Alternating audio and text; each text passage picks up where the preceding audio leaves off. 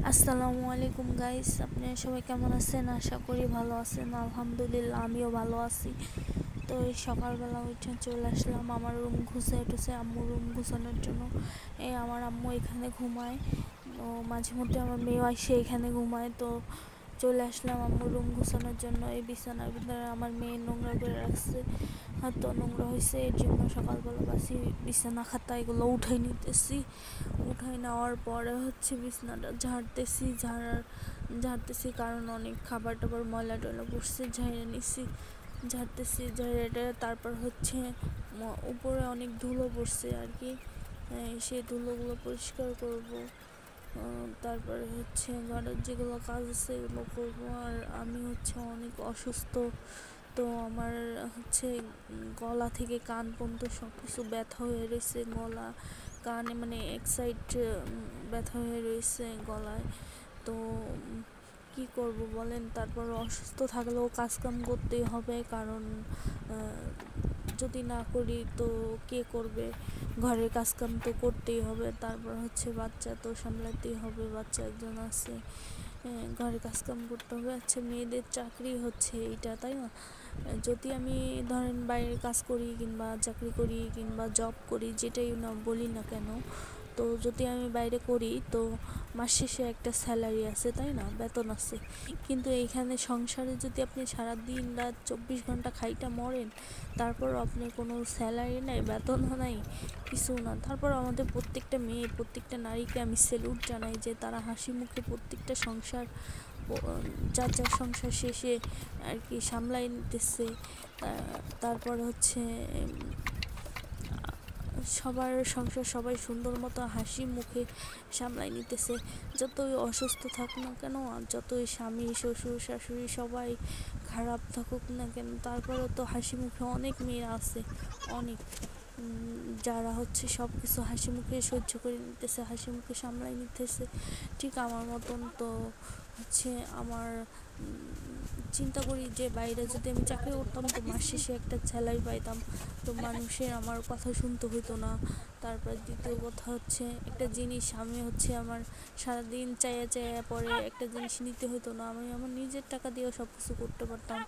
হয়তো আমি আমার নিজের টাকায় ওষুধ খাইতে পারতাম, আমি নিজের টাকা দিয়ে সব কিছু করতে পারতাম।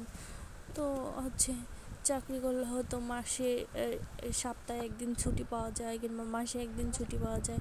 আর সংসারের কাজে কোনো ছুটি নাই। অসুস্থ থাকো আর সুস্থ থাকো আর যাই হোক না কেন, তোমার সংসারের কাজে কোনো ছুটি নাই, করতেই হবে। তাতে তুমি মরো আর বাঁচো, যদি না করতে পারো তাহলে তো তুমি, তোমার মতো জঘন্য খারাপ কেউ নাই দুনিয়াতে। আসলে এগুলো আর কি, আমাদের পুরুষ মানুষের যেরকম আমাদের স্বামীদের, তো আমাদের ঘরের পুরুষ মানুষের চোখে বাজে না। পুরুষ মানুষের কেন, বাপ মা ফ্যামিলি মেম্বার যারই হোক না কেন, ওগুলো চোখে বাজে না। যতক্ষণ করতে পারবা ততক্ষণই ভালো। তো সব কিছু রান্নাঘরে সব পরিষ্কার করে নিতেছি। নেওয়ার পরে পরিষ্কার করবো। আজকে রান্নাঘরটা অনেক ময়লা হয়েছে, ঝাইরা ঝেড়ে নিয়ে পরিষ্কার করব। তো আমার কানের ব্যথায় আমি কাজ করতে পারতেছি না, কিছু খাইতে পারতেছি না, গলার ব্যথায় গলা সুদ্ধা কান সুদ্ধা ব্যথা হয়ে গেছে। তাই চিন্তা করি নিজে চাকরি করলে হয়তো একদিন মাসের ছুটিও পাইতাম, হয়তো আমি অসুস্থ দেখলে আমাকে ছুটি দিত। কিন্তু এখানে তো কোনো ছুটি নাই, সংসার নামে জগৎটায় কোনো ছুটি নাই। কারণ অসুস্থ হইলেও করো, সুস্থ থাকলেও করো, এখানে কোনো ছুটি নেই। না করতে পারলে আপনি কারো মন পাবেন না, এটাই হচ্ছে কথা। যতক্ষণ করতে পারবেন সবার কাছেই ভালো, না করতে পারলে কারো কাছে ভালো না। দ্বিতীয় কথা, আমি যদি চাকরি করতাম তো আমি এখান থেকে একটা স্যালারি পেতাম, হয়তো আমি জামা কাপড় কিনতে পারতাম। যে আমার জামা কাপড় নাই, ছিঁড়ে গেছে, অনেক কষ্ট হইতেছে, আমি আমার জামা কাপড় একটা কিনে নিতেছি পরার জন্য। তারপর আমি ডাক্তারটা খেতে পারতেছি আমার ওষুধের জন্য, আমার বাচ্চার জন্য আমার একটা জিনিস মন চাইতেছে আমি কিনতে পারতেছি। তারপর আমার যা মনে চায় আমি তাই করতে পারতেছি। কিন্তু আমার সংসার আমি যাই হোক যেভাবে হোক সামলাই নিতাম। কিন্তু এখন তো মনে করেন যে আমার কোনো এইটায় কোনো বেতন নাই, এইটা ফ্রি সার্ভিস, ফ্রি যত কাজ করতে পারবেন তত ভালো। তো এইখন যদি আমি অসুস্থ হয়ে মইরা যাই, তো এটা কারো চোখে বাজবে না যে তো সংসারে এই ব্যক্তিটা সকাল হইতে রাত পর্যন্ত খাটতেই থাকে। তো এই ব্যক্তিটা দিকে কেউ একটু তাকাই যে এ তো সারাদিন কাজ কাম, সংসার সামলানো, বাচ্চা সামলানো, যত রকমের কাজ কাম সব একাই করে। তো এর দিকে একটু তাকাই এই সুস্থ আছে না ভালো আছে না মন্দ আছে না কি চায় কি না, কোনটা খাইতে চায়, কোনটা কিনতে চায়, কোনটা কিনতে চায়, এগুলা কেউ দেখে না। দেখা মানে এগুলা কেউ দেখলেও দেখতে চায় না, আর এগুলা কেউ দেখেও না।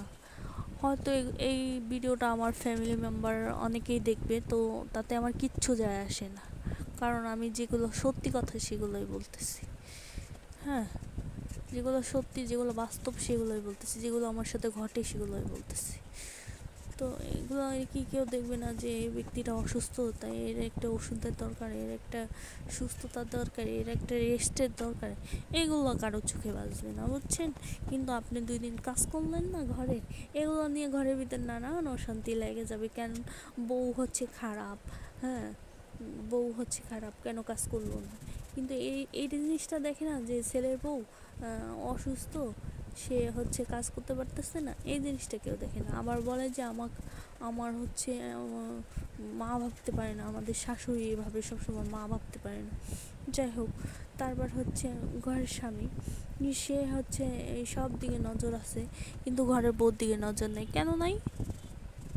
কারণ হচ্ছে বউর দিকে নজর রাখলে সমস্যা আছে, তাই না? এর জন্য হয়তো ঘরের বউর দিকে নজর রাখতে পারে না।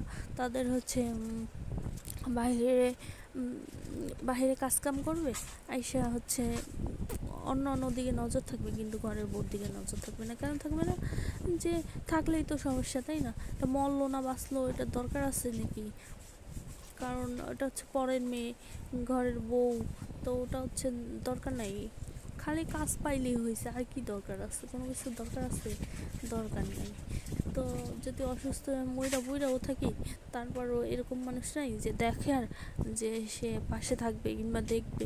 এরকম অনেক নারী আছে প্রত্যেকটা সংসারে, প্রত্যেকটা ইসে অনেক নারী গেছে। আসলে সবার কথা আবার বলতেছি না, সবাই মাইন্ড করেন না, কারণ কিছু কিছু স্বামী শাশুড়ি সবাই ভালো আছে, সবাই তো আর খারাপ না, খারাপ হলে দুনিয়াটা তো চলতো না। তো আমি সবার কথা বলতেছি না, আমি আমার নিজের কথাই বলতেছি।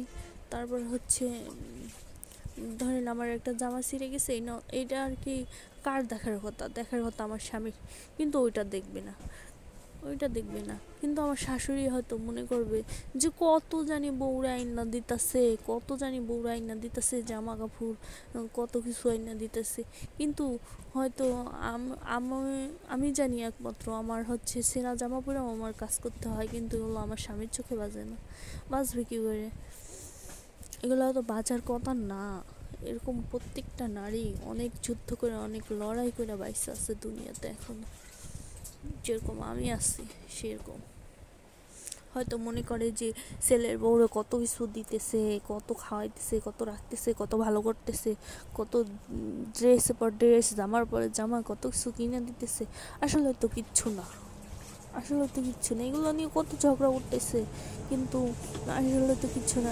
জামা পরে ঘুরতে হইতেছে, ওষুধ বাবরে ওষুধ খাইতে পারতেছি না, খাবার বাবরে খাবার খাইতে পারতেছি না, কত কষ্ট করে থাকতে হইতেছে সংসারে।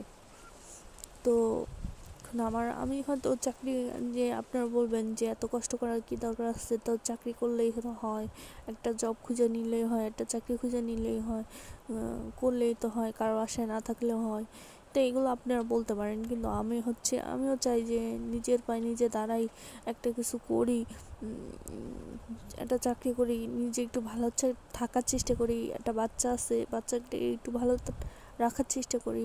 হ্যাঁ, তো আমার বাপ মা হচ্ছে এত বড় লোক না যে আমার বসে বসে খাওয়াতে পারবে কিংবা একটা জিনিস দিতে পারবে। এর জন্য অনেক কথা শ্বশুর শাশুড়ি স্বামী অনেক কথা শুনতে হয় তাদের কাছ থেকেও। কেন আমার বাপ মার কাছ থেকে এটা নিলাম না, ওইটা আনলাম না, ওইটা দিলাম না, এরকম প্রত্যেকটা মেয়েরই শুনতে হয়। অনেক মেয়ে আছে তাদের শুনতে হয় এই ধরনের কথা খোটা। তো আমিও চাই যে আমি নিজের পা দাঁড়াই, নিজে একটা কিছু করি, তারপরে হচ্ছে কারো আশায় না থাকতে হয়, কারো ভরসায় না থাকতে হয়। কিন্তু যে তারপর কি করার আছে বলেন?